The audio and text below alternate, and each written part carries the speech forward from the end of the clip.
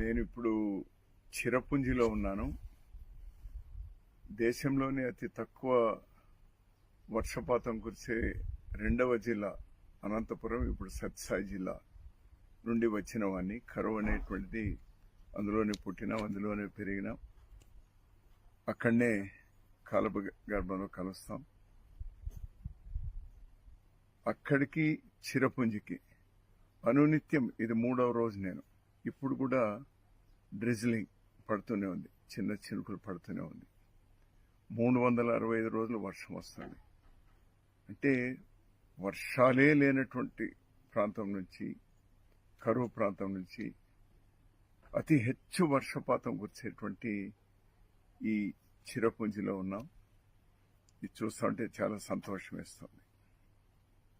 ఇక్కడ పడే ప్రతి చినుకు కూడా ఇదే బంగ్లాదేశ్ ఆ సరిహద్దు, ఆ కొండ దాటిన తర్వాతే బంగ్లాదేశ్.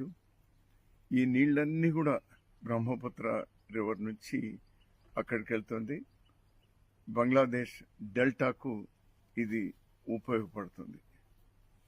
భగవంతుని నేను కోరేది, ఆ వర్ష దేవతని నేను కోరేది, ఈ వర్షం కరువు ప్రాంతాల్లో, మా రాయలసీమ లాంటి ప్రాంతాల్లో కూడా సమృద్ధిగా రావాలని నేను ఆ వర్ష దేవతని కోరుతా ఉన్నాను.